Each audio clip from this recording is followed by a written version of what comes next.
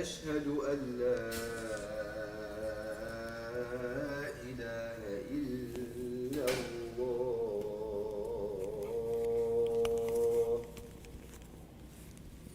أشهد أن محمدًا رسول الله. أشهد أن محمدًا رسول الله.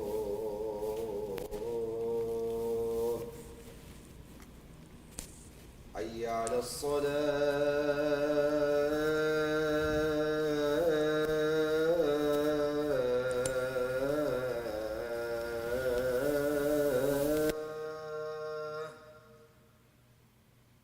حي على الصلاة.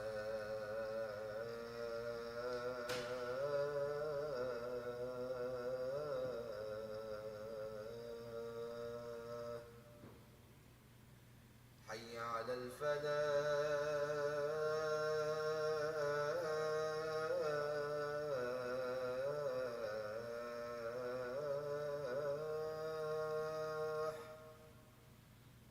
حي على الفلاح.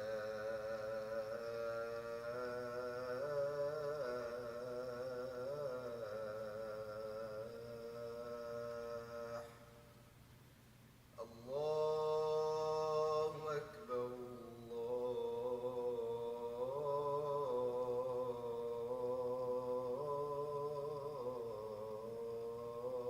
الله أكبر.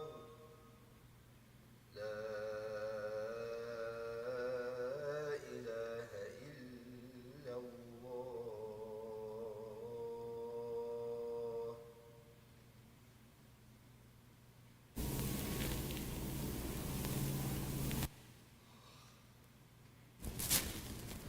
إن الحمد لله نحمده ونستعينه ونستغفره ونعوذ بالله من شرور أنفسنا ومن سيئات أعمالنا.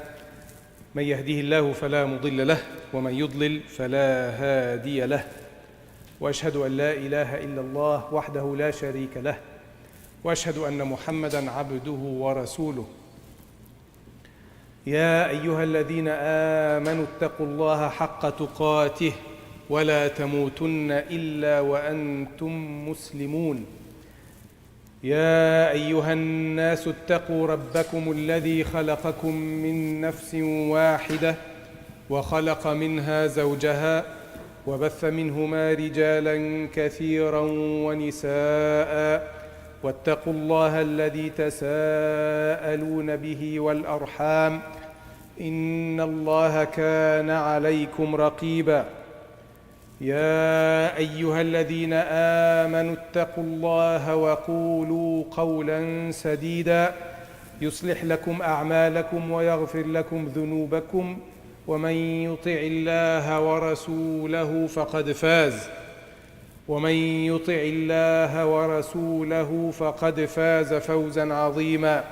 ثم أما بعد، فإن أصدق الحديث كلام الله، وخير الهدي هدي محمد صلى الله عليه وسلم، وشر الأمور محدثاتها، وكل محدثة بدعة، وكل بدعة ضلالة، وكل ضلالة في النار.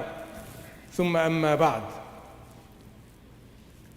In a hadith, the Prophet sallallahu alayhi wasallam gave an example or an analogy of in a community that is split between two groups. And he sallallahu alayhi wasallam made this analogy as people in a ship. So he sallallahu alayhi wasallam said, مثل القائم على حدود الله, the example of those who are conscientious of the rules and ahkam of Allah subhanahu wa ta'ala. مثل القائم على حدود الله. They care and they try to implement the rules and the ahkam of Islam, the ahkam of the deen. مثل القائم على حدود الله والواقع فيها. So the first group are those who try to implement or work on implementing the rules of this deen. And the other group are the ones al-waqi'i fiha. They are either not paying much attention about it, they really don't mind whether it is being fulfilled, these ahkam are being fulfilled or not. واقع فيها. كمثل قوم استهموا على سفينة. The example or the analogy of these two different mentality or groups or people are just like two groups of people who have gone on a trip in the water, in a ship. And this ship happens to be two levels, upper level and the lower level. So the people that ended up being on the lower level of the ship إذا استقوا من الماء, every time they want to get water, إذا استقوا من الماء مروا على من فوقهم. They have to go upstairs to the upper level of the ship to get water. فقالوا, they thought about a good idea. They thought that since we go upstairs and we bother our fellow friends, right? قالوا لو أنا خرقنا في نصيبنا خرقا ولم نؤذي من فوقنا. So instead of us going upstairs and bothering our fellow friends or our people, why don't we just dig a hole in our share? We're not going to do anything for the people upstairs. We're not going to mess with their share. It's all in our part of the ship, the area that's in our control of the ship. We will just dig a hole in our portion of the ship. That way we can get water. It's right here. And guess what? The intention is also fantastic. We're also not going to bother our fellow friends upstairs. So we will hit two birds with one stone. We're going to get water, plus we're not going to bother the people upstairs.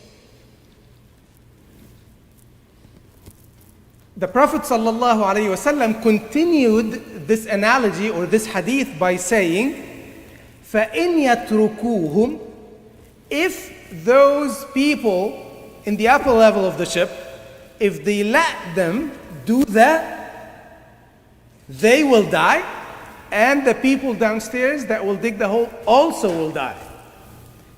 And the word that he ﷺ said, halaku, not matu, halaku, a bad way of a bad death. Halaku wa halaku jami'an. The ones upstairs will die and the one downstairs will also die. However, وَإِنْ أَخَذُوا عَلَىٰ أَيْدِيهِمْ, if they stopped them, meaning if these people upstairs stopped the people downstairs from digging this hole, نَجَوْا وَنَجَوْا جَمِيعًا, they will all be saved. They will all be saved. The khilafah of our ummah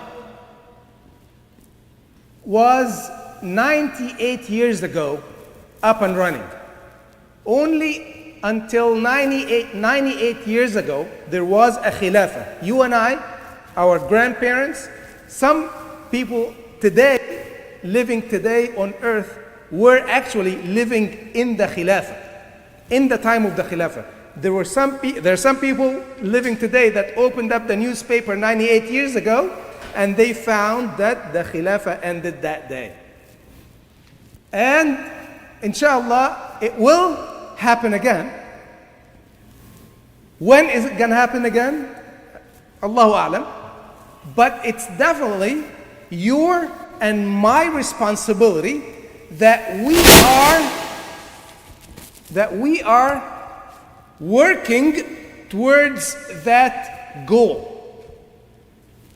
We're thinking big, yes, but there is this goal that inshallah Islam will be in control again.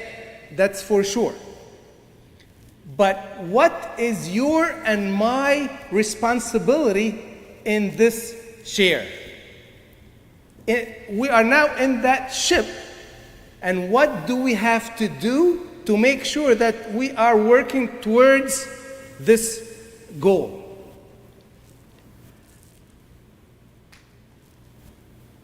The Prophet ﷺ ordered the Sahaba to migrate from Mecca to Al-Habasha. And the people that migrated from Mecca to Al-Habasha were not necessarily the weakened Muslims. They weren't necessarily the ones who were in trouble or the ones that were being overpowered. Among them was Ja'far ibn Abi Talib radiallahu anh, who is nicknamed by the Prophet sallallahu alayhi wa sallam At-Tayyar. Ja'far ibn Abi Talib radiallahu anh was, you probably remember that incident when he radiallahu anh was in Mu'ata, and that's when he died. He died at an age of 33 years old. 33 years old. And that was the 8th year of Hijrah. So after 8 years of the migration to Medina, that's when Mu'ata took place, and Ja'far ibn Abi Talib radiallahu anh was among those who held the banner, and his arms both were cut, and he held it with his elbows. And he sallallahu alayhi wasallam said that Allah subhanahu wa ta'ala wa azza wa jal replaced these arms by wings for Ja'far ibn Abi Talib radiallahu anh to fly with in Jannah. And that's why he became At-Tayyar. His nickname became At-Tayyar, right? When Ja'far and the Muslims went to Al-Habasha, as we know the story, Amr ibn al-As, we now say radiyallahu an, before he became a Muslim, Amr ibn al-As was sent by the Qurayshis, by Quraysh, to go to Al-Habasha because he had a relationship with the king of Habasha. Now you can imagine one guy from nowhere in the desert was a friend of the king of Habasha, which is a world power at that time. So obviously, this is a very unique person, very strong, eloquent, very prestigious person, a character that is very, very rare to be met. Somewhere from nowhere in the desert is a friend of the king of the world power at the time. It's like saying today, some guy who lives out of nowhere is friends with Biden.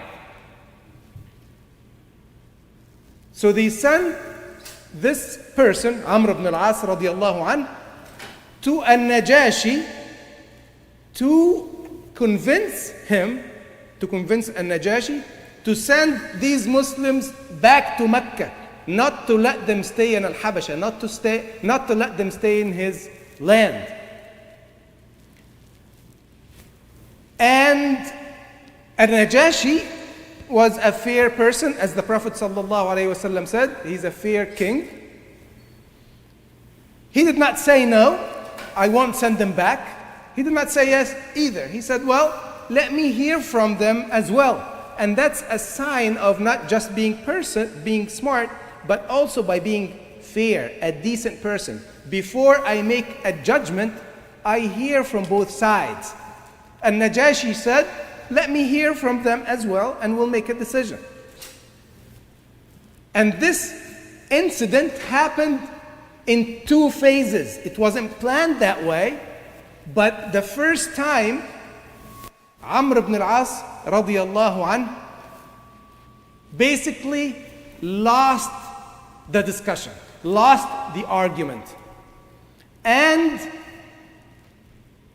it was based upon that he requested another round of discussion.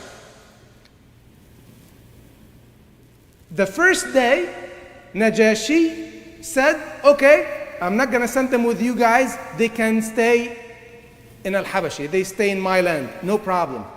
And everybody was okay, and the priests that were around were okay with that decision.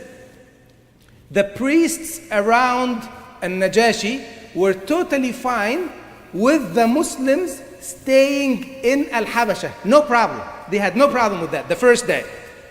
Because it was all based upon us living in this area, and that's it.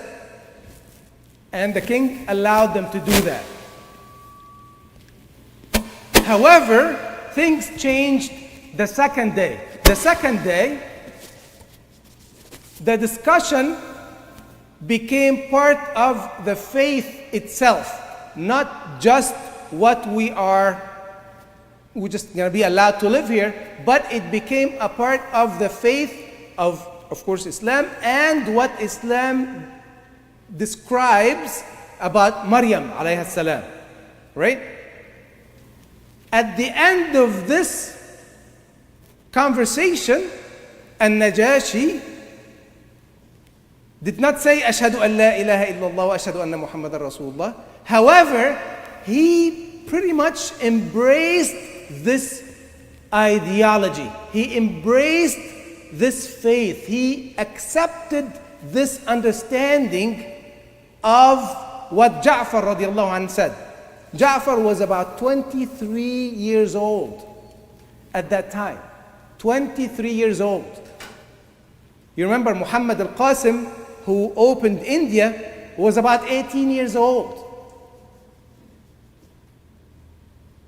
When An-Najashi accepted this ideology, the priests snored, per se.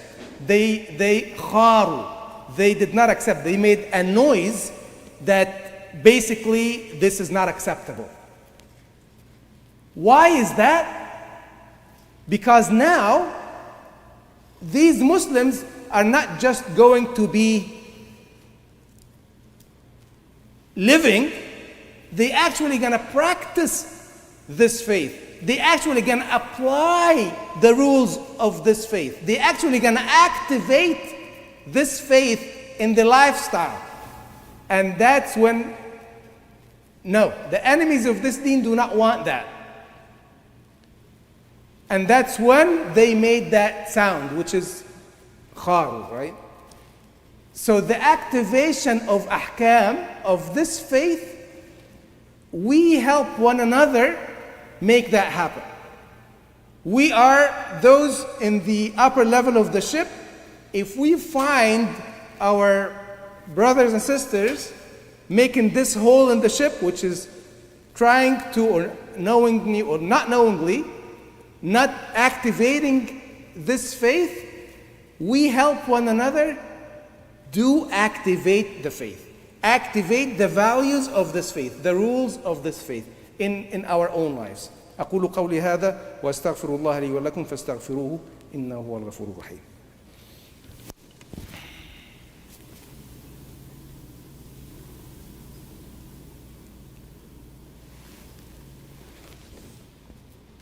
الحمد لله وكفى وسلام على عباده الذين اصطفى. اللهم صل على محمد وعلى آل محمد كما صليت على إبراهيم وعلى آل إبراهيم إنك حميد مجيد. اللهم بارك على محمد وعلى آل محمد كما باركت على إبراهيم وعلى آل إبراهيم في العالمين إنك حميد مجيد. وبعد. How Islam becomes an active ingredient, an active faith in action in our lives. That's the responsibility of each and single each and every single one of us, regardless of how the person feels. If, for example, at school or in sports, the person may feel that he's being or she's being not treated like others because of the faith. If it's time for me to pray in school, or if it's time for me to pray at the game, and I have to pull myself out to go pray, and others may look at me in a different way, or I feel awkward, this act is very healthy and it's a must.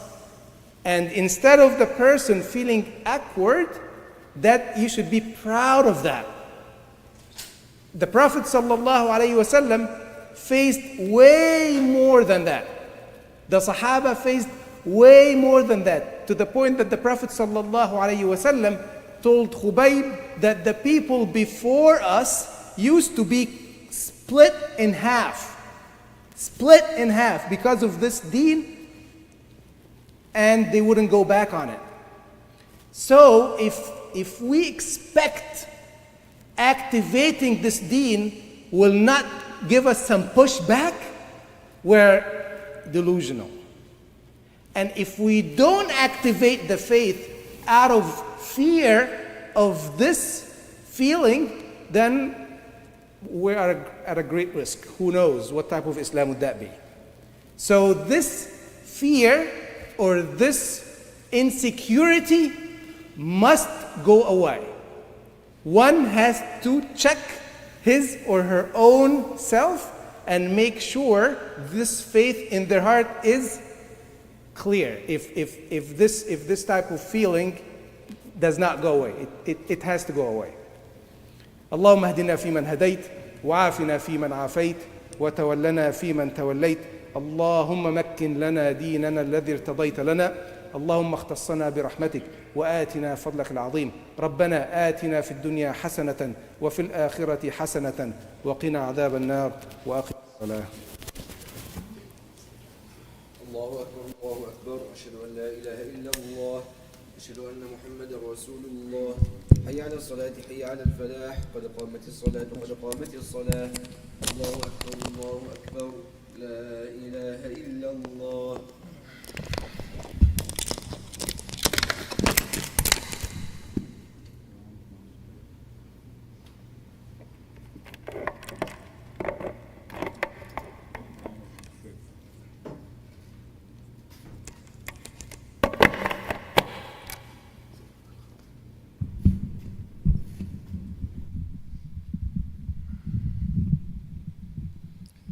استقيموا استووا. Close all the gaps, inshallah.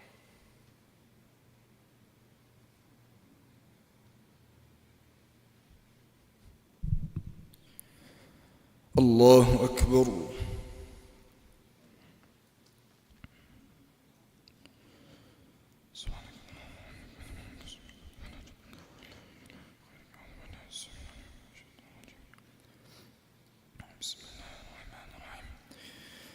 الحمد لله رب العالمين الرحمن الرحيم مالك يوم الدين إياك نعبد وإياك نستعين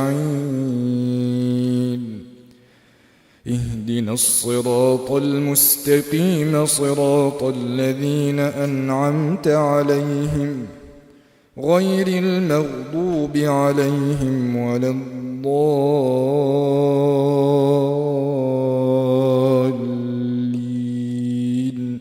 آمين.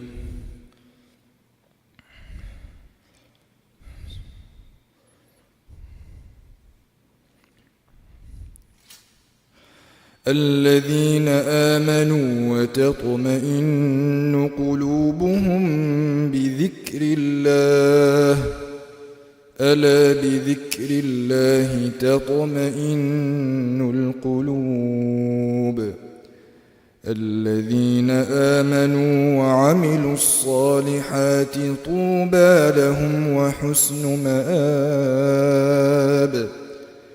كذلك أرسلناك في أمة قد خلت من قبلها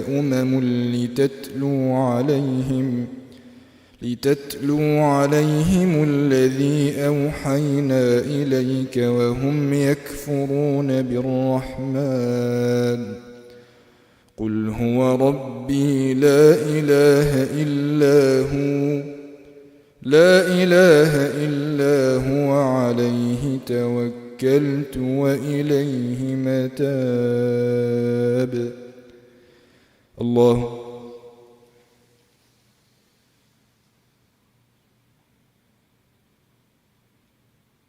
سمع الله لمن حمده الله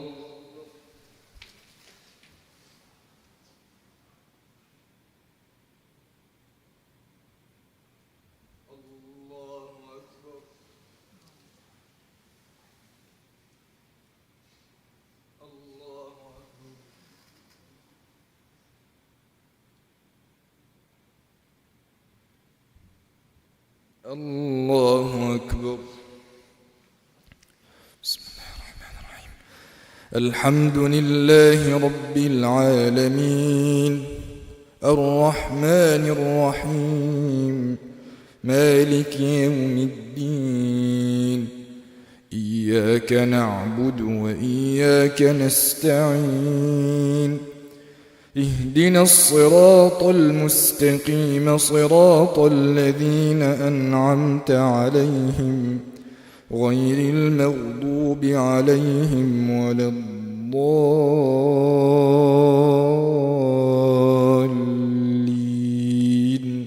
آمين.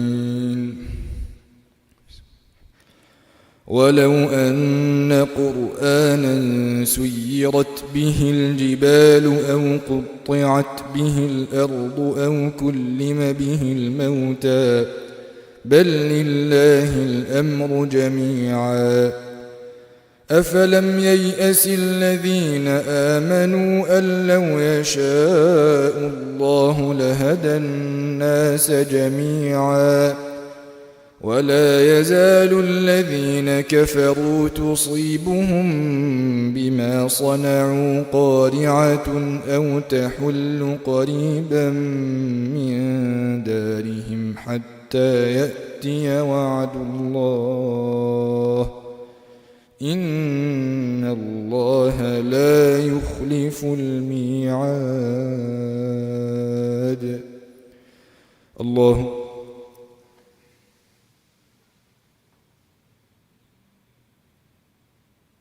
سمع الله لمن حمده الله